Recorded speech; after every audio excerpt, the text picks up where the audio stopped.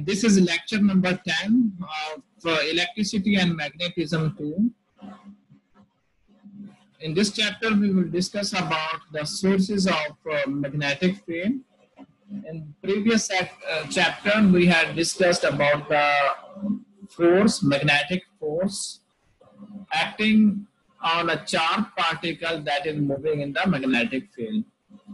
इस चैप्टर में हम डिस्कस करेंगे कि वो जो मैग्नेटिक फील्ड थी जो कि एक मूविंग चार्ज के ऊपर इफेक्ट उसका हम देख रहे थे, तो उसका ओरिजिन क्या है।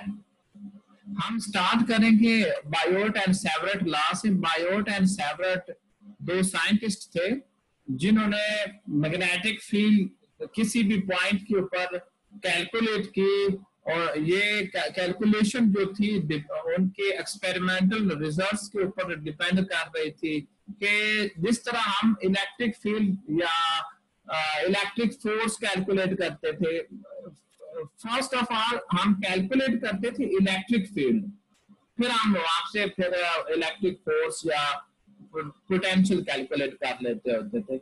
जहां पे हमें इस चैप्टर के अंदर हम देखेंगे कि मैग्नेटिक फील्ड का सोर्स क्या है, और किसी भी पॉइंट के ऊपर एक मैग्नेट की वजह से, मैग्नेट वो करंट फ्लो करने की वजह से या चार्ज फ्लो करने की वजह से मैग्नेटिक फील्ड की मौजूदगी में तो भी एक मैग्नेटिक फील्ड प्रोड्यूस हो जाता है। तो अगर करंट फ्लो करे तो जो उसके सराउंडिंग में मैग्नेटिक फील्ड प्रोड्यूस होगा वो भी हम इस लेक्चर में डिस्कस करेंगे कि वो हम फाइंड कैसे करेंगे। उसके बाद हम ये भी देखेंगे कि चूंकि एक चार्ज की वजह से हम फाइंड कर सकते हैं कि मैग्नेटिक फील्ड कितना प्रोड्यूस हो रहा है किसी एक खास पॉइंट के ऊपर, तो हम फिर बहुत सारे अगर चार्जेस इकट्ठे हों तो उन सब की वजह से जो मैग्नेटिक फील्ड प्रोड्यूस हो रहा है किसी पॉइंट पे वो भी हम फाइंड कर सकते हैं। At the end of this chapter, we will discuss about Ampere's law. ठीक है, तो इस तरह ये हमारा चैप्टर खत्म हो जाएगा। और इस चैप्टर के एंड में चले मैं आपको बता दूंगा जितनी भी एग्जांपल्स हैं इस चैप्टर की, मतलब 3 एग्जांपल्स आज हम डिस्कस कर लेंगे, जहां तक वो आपने असाइनमेंट के तौर पर लिख लेना है, और मैं आपको कोई डेट दे दूंगा, उस डेट को फिर आपने सबमिट करनी होगी। राइट, चलें स्टार्ट करते हैं बायोट एंड सेवरेट लॉ। तो मैं यहाँ वहीं से शुरू करूंगा जहां से हमने इलेक्ट्रिसिटी एंड मैग्नेटिज्म का कोर्स शुरू किया था। हमने स्टार्ट किया था ओरस्टेड की डिस्कवरी से। ओरस्टेड की डिस्कवरी क्या थी कि एक करंट कैरिंग कंडक्टर में से जब करंट पास हुआ और उसके पास उसके करीब पड़ी हुई कंपास नीडल जो थी वो डिफ्लेक्ट हो गई। ये सबसे पहले ओरस्टेड ने ये फिनोमिना ऑब्जर्व किया, और मतलब ये चीज डिस्कवर की कि जब करंट किसी वायर में से किसी कंडक्टर में से पास होता है तो उसकी सराउंडिंग में एक मैग्नेटिक फील्ड प्रोड्यूस हो जाता है। तो बायोट एक साइंटिस्ट का नाम था जीन बैप्टिस्ट बायोट और फेलिक्स सेवरेट। ये दो साइंटिस्ट थे, इन्होंने कुछ क्वांटिटेटिव एक्सपेरिमेंट किए on the force exerted by electric current on a near by magnet. अगर हम देखें पिछले ओरस्टेड की डिस्कवरी को, वहां पे भी हम ये देख रहे थे कि जो मैग्नेट है, मैग्नेट अपने पास बड़े हुए एक सर्किट में से जब करंट पास होता है तो उसके ऊपर एक फोर्स लगाता है, या उस मैग्नेट के ऊपर फोर्स लगती है, मतलब दो मैग्नेटिक फील्ड एक दूसरे के साथ इंटरैक्ट करती हैं। उन बायोट और सेवरेट के एक्सपेरिमेंटल रिजल्ट्स जो थे उनको बायोट एंड सेवरेट ने अपने एक्सपेरिमेंटल रिजल्ट्स को मैथमेटिकली एक्सप्रेस किया, और एक हमें रिलेशन दिया जो हमें बताता है कि magnetic field at some point in space in terms of the current that produces the field. ठीक है, और उन्होंने जो मैथमेटिकल रिलेशनशिप एस्टैब्लिश किया वो किस बेस पे किया? They established the relationship on the basis of their experiments for calculating the magnetic field, और वो मैग्नेटिक फील्ड हम किसी एक पॉइंट पे फाइंड करेंगे। अच्छा, अब जिस तरह लास्ट टाइम मैंने कहा कि करंट अगर पास हो रहा है किसी एक कंडक्टर में से, हम वो कंडक्टर या वो वायर या वो सर्किट अगर तो स्ट्रेट लाइन है तो इजी था कैलकुलेट करना, अगर वो उसकी जो शेप थी वो आर्बिट्रेरी थी तो हम क्या करते थे, उसको छोटे छोटे पैचेस में डिवाइड कर लेते थे, और हर एक पैच में जब करंट फ्लो कर रहा होता है इसका मतलब है हर एक पैच की वजह से मैग्नेटिक फील्ड प्रोड्यूस हो रहा है। ठीक है, तो हम क्या करेंगे, हम हर एक पैच, हर एक छोटे डीएस पैच को, मैंने पैच जो छोटा पैच या छोटा टुकड़ा है उसको डीएस लेंथ उसकी उसे रिप्रेजेंट किया। तो हर पैच की वजह से पहले हम मैग्नेटिक फील्ड फाइंड कर लेंगे किसी पॉइंट के ऊपर, फिर सारे पैचेस को सम अप कर देंगे, जमा कर देंगे, यानी इंटीग्रेट कर देंगे, तो हमारे पास टोटल मैग्नेटिक फील्ड आ जाएगी चार्जेस के फ्लो की वजह से या करंट के फ्लो की वजह से किसी एक कंडक्टर में। ठीक है, और ये जो एक्सप्रेशन जो बायोट एंड सेवरेट ने फाइंड किया, ये जिन एक्सपेरिमेंटल ऑब्जर्वेशन पे बेस करता है वो हम पहले देख लेते हैं। पहला ये कि पहला पॉइंट क्या है, the vector dB is perpendicular both to ds, ds मतलब पैच मतलब small patch of the length which points in the direction of the current and to the unit vector। unit vector यहाँ पे क्या है कि ये यूनिट वेक्टर उस patch को जो लाइन मिला रही है, जो लाइन मिला रही है जहां पे हमने मैग्नेटिक फील्ड फाइंड करना है। ठीक है, मैग्नेटिक फील्ड हमने पॉइंट पी के ऊपर फाइंड करना है। यहाँ पे दो पॉइंट दिया हुआ है, एक पी पॉइंट दिया हुआ है और एक पी प्राइम पॉइंट दिया हुआ है। तो पी पॉइंट है, ये पॉइंट यहाँ पे जो मैग्नेटिक अप्लाइड मैग्नेटिक फील्ड है वो आउटवर्ड है और यहाँ पे इनवर्ड है।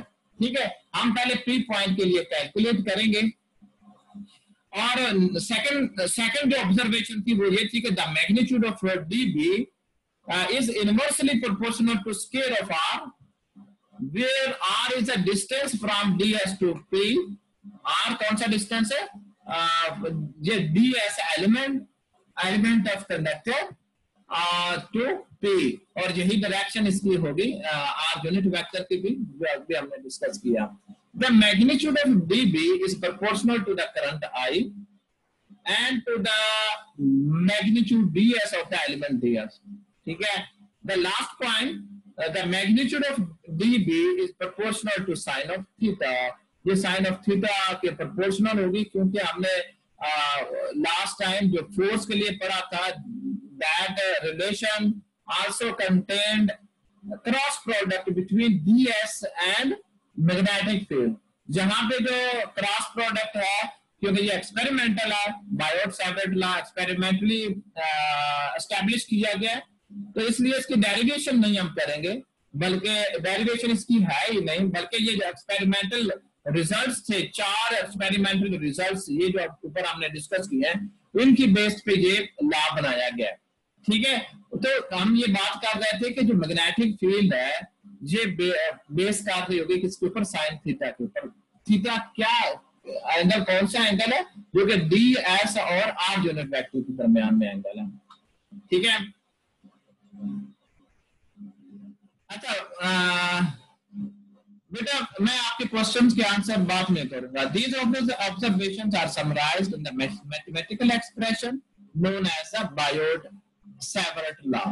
दोनों साइंटिस्ट के नाम पे ये लॉ है, that is dB is equal to mu naught over 4 pi और I ds cross r unit vector over r square. हमें यहाँ पे ये मुझे बताना होगा कि म्यू नॉट यहाँ पे क्या चीज है। Mu naught is the permeability of free space, और इसकी वैल्यू फ्री स्पेस के लिए 4 pi into 10⁻⁻7 tesla metre per ampere होती है। ठीक है, टेस्ला मीटर पर एम्पेयर है। ठीक हो गया, और आगे हम देखते हैं कि यहाँ पे जो इक्वेशन 1 है, जो लास्ट हमने यहाँ पे ये देखी है इक्वेशन 1 जो है ये हमें मैग्नेटिक फील्ड की वैल्यू बताएगा। ये मैग्नेटिक फील्ड किस वजह से क्रिएट हो रही है, that is created by the current at a point of length ds। यानी यहाँ पे ये कोई लेंथ दी हुई है कंडक्टर की, इसके हम छोटा सा पैच यहाँ पे कंसीडर करेंगे। उस पैच के वो जो पैच होगा, जो एंगल बन पैच, यानी जारी बात है पहले हम उस पैच की लेंथ की डायरेक्शन, मतलब डिस्प्लेसमेंट की डायरेक्शन बताएंगे। और जब ये जो डिस्प्लेसमेंट वेक्टर है, ये इस आर वेक्टर के साथ, आर यूनिट वेक्टर के साथ जो एंगल बनाएगा वो फाइंड करेंगे। और इतने सारे जो पैच हम ले रहे हैं, इस पैच में करंट फ्लो करने की वजह से जो मैग्नेटिक फील्ड प्रोड्यूस होगा, दैट विल बी डी, जो ये इक्वेशन 1 दे रही है, ठीक है। और ये कहा गया कि to find the total magnetic field created at some point by a current of finite size, we must sum up contributions from all current elements. Of course हमें sum up करना पड़ेगा, जो कि एक पूरे करंट को शो करे। Current तभी फ्लो करेगा, चार्जेस तभी फ्लो करेंगे जब वो जो लूप बन रहा है वो एक कंप्लीट सर्किट हो, यानी क्लोज हो, ठीक है। मतलब यहाँ पे ये भी मैं कहूंगा कि अगर हमने सारे पूरी लेंथ ऑफ कंडक्टर में से जो करंट पास हो रहा है, अगर हमें वो देखना है तो हम क्या करना होगा, इंटीग्रेट करना होगा। यहाँ पे हमें बड़ा केयरफुल रहना होगा इस इंटीग्रेशन में, क्योंकि this integration also contains the cross product, ठीक है। तो ये बातें मैंने वो लिख दी हैं जो आपसे रेलेवेंट है, ये आपने देख लेनी है। तो मतलब ये वही बातें जो मैंने आपको समझा दी हैं, ठीक है। और उसके बाद ये है कि हम इक्वेशन 1 से क्या फाइंड करेंगे, इक्वेशन 2 से क्या फाइंड करेंगे, और इक्वेशन 3 हमें क्या बता रही है। ये सारी बातें मैंने सफे के ऊपर लिख दी हैं।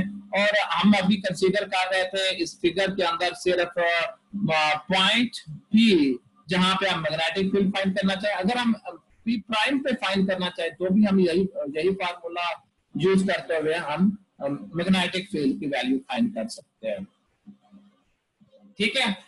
मतलब जो मैग्नेटिक फील्ड है वो इनटू द पेज है या आउट ऑफ द पेज है, तो उसके लिहाज से हम इक्वेशन 1 को यूज करते हुए मैग्नेटिक फील्ड फाइंड कर सकते हैं किसी भी पॉइंट के ऊपर।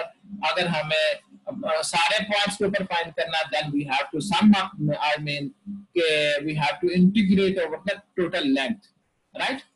तो ये था बच्चे आज का lecture Biot and Savart laws, क्योंकि ये इम्पोर्टेंट है एग्जाम के पॉइंट ऑफ व्यू से भी, और क्योंकि ये पहला लेक्चर है कि हमें मैग्नेटिक फील्ड किसी पॉइंट पे फाइंड करनी, तो वो किस तरह करते हैं। तो आपने ये एग्जांपल्स 1 से लेके 3 तक चैप्टर 30 की ये आपने सॉल्व कर लेनी है। सॉल्व करने के बाद मुझे सबमिट करनी है 10/10/2020 तक, ठीक है। ये 3 एग्जांपल्स है। आपने असाइनमेंट के ऊपर असाइनमेंट नंबर 3 लिखना होगा, क्योंकि 2 असाइनमेंट्स आपने पहले सबमिट करवा दिए, ये 3 असाइनमेंट नंबर 3 होंगे। ये असाइनमेंट्स ज्यादा से ज्यादा मैं आपको इसलिए दे रहा हूँ ताकि आप कुछ ना कुछ पढ़ के आए, करके आए, ताकि आपको अंडरस्टैंडिंग हो। तो कोई भी पॉइंट हो जो समझ नहीं आया तो मुझसे आप पूछ सकते हैं, डिस्कस कर सकते हैं। किसी भी वक्त आप मुझसे डिस्कस कर सकते हैं, या स्पेशली अभी आप डिस्कस कर सकते हैं, या फिर जो आपकी फिजिकल क्लास होगी आप उसमें भी मुझसे डिस्कस कर सकते हैं, ठीक है। Thank you very much.